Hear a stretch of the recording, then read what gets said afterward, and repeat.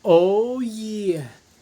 Na-miss ko na kwento mo, Lods. Puro ka na lang sayaw ginagawa mo. Eto, may kwento ako para sa'yo na Karibil.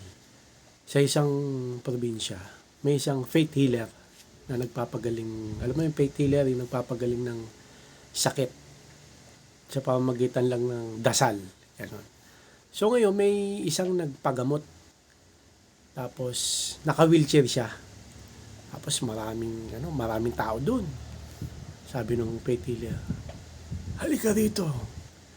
Dumiretso ka. Sabi doon siya naka-wheelchair. Hindi naka-wheelchair. Inikot niya lang yung gulong niya para lumapit.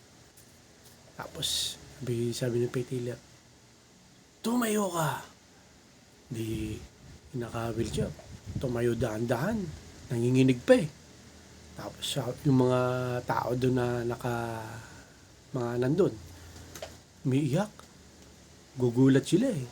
Kasi tumatayo, di ba? Naka-wheelchair.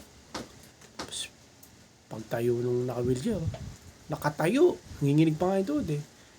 Sabi, yung mga nandun na tao, namamanga. Tapos umiiyak himala. Gumanon, himala eh. Nakatayo eh. Tapos sabi nung faith healer, ano, kamusta ka iyo? Sabi nung naka-wheelchair, nakatayo. Eto po, bulag pa rin ako. Alang niya, bulag pala yung naka-wheelchair.